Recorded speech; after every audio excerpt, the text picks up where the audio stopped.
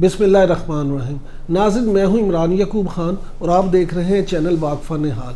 ناظرین، آج اس ویڈیو میں بات کریں گے فاشسٹ مودی کی کہ کس طرح سے مودی اور RSS مل کے عراق اور شام میں جو دہشت گرد تنظیم ہے داعش، اس کو اسلحہ سپلائی کرنے والی کمپنیوں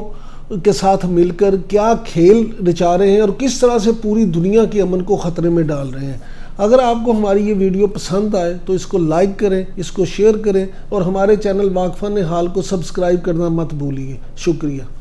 ناظرین، جیسا کہ میں نے آپ سے ذکر کیا انٹرو میں کہ آج ہم بات کریں گے اس حوالے سے کہ مودی جو انڈین پرائم منسٹر ہیں وہ اور بھارت کی حکمران جماعت BJP اور ان کی جو سرپرست ہے RSS، وہ کس طرح سے پوری دنیا کے امن کے لیے اب خطرہ بن چکی ہیں۔ اگر اس میں دیکھیں تو ایک تو یہ ہے کہ جی اکثر یہ کہا جاتا ہے کہ بغیر ثبوت کے بات نہیں کرنی چاہیے، اور ہم خود سمجھتے ہیں کہ بغیر ثبوت کے بات نہیں کرنی چاہیے۔ لہٰذا سب سے بڑا جو ثبوت اس بات کا ہے وہ یہ ہے کہ 2016 میں یورپی یونین نے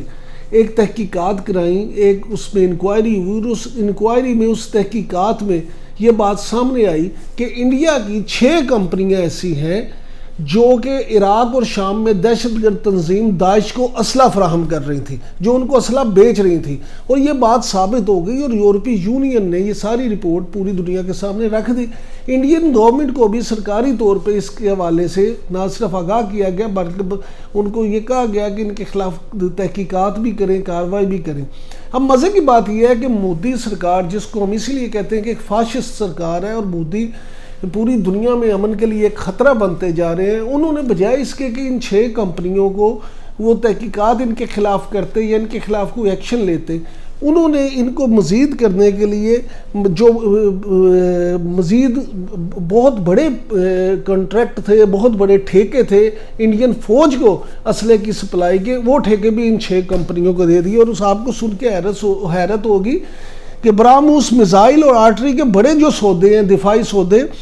وہ سولر انڈسٹریز لمیٹڈ کو دیے گئے۔ اب یہ سولر انڈسٹریز کیا ہے؟ یہ ناظرین یہ اسی کمپنی میں سے ایک کمپنی ہے، انہی 6 کمپنیوں میں سے ایک کمپنی ہے جس کو یورپی یونین نے یہ کہا تھا کہ یہ دہشت گردوں کو اسلحہ سپلائی کرتے ہیں، دہشت گردوں کو اسلحہ بیچتے ہیں۔ اب انہوں نے یہ کر کے کیا کہ کھلی طور پہ دہشت گردوں کی سرپرستی شروع کر دی ہے، اور ایسی جو کمپنیز ہیں جو کہ دہشت گردوں کو اسلحہ فراہم کرتی ہیں، ان کے ساتھ یہ سرکاری طور پہ نہ صرف کام کر رہے ہیں بلکہ ان کو مزید پروموٹ کیا جا رہا ہے تاکہ پوری دنیا میں دہشت گردی جو ہے وہ مزید بڑھ سکے اور یہ اپنے ناپاک عزائم میں کامیاب ہو سکے۔ ناظرین، یہاں پہ ایک بات سب سے اہم ہے، وہ یہ ہے کہ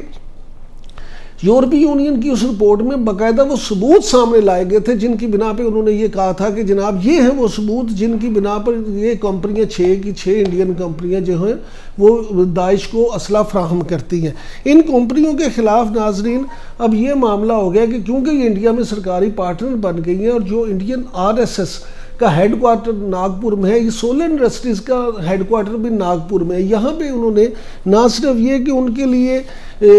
کام شروع کر دیا بلکہ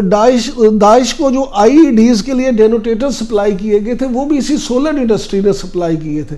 یعنی کہ پوری دنیا میں یہ ایک ایسا نیا ایک سلسلہ شروع ہونے جا رہا ہے جس میں انڈیا پتہ نہیں یہ مودی سرکار اور یہ ان کے تمام ساتھی کیا چاہتے ہیں، یہ پوری دنیا کو جو ہے دہشت گردی سے تباہ کرنا چاہتے ہیں، یا ان کا دنیا میں مشن ہی صرف یہ ہے کہ دہشت گردی پھیلتی چلی جائے، اور یہ مسلم دشمنی میں، خاص طور پہ مسلم دشمنی میں اس قدر آگے نکل جائیں گے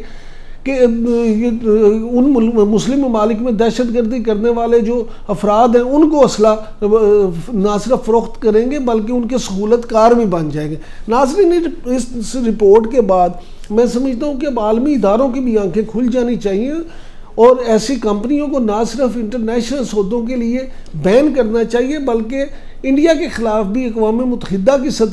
سطح پر ایک ایسا ایکشن ہونا چاہیے کہ تاکہ مزید مستقبل میں ان کو یا کسی بھی اور ملک کو دہشت گردی کو فروغ دینے کی جرت نہ ہو سکے۔ شکریہ۔ پاکستان زندہ باد۔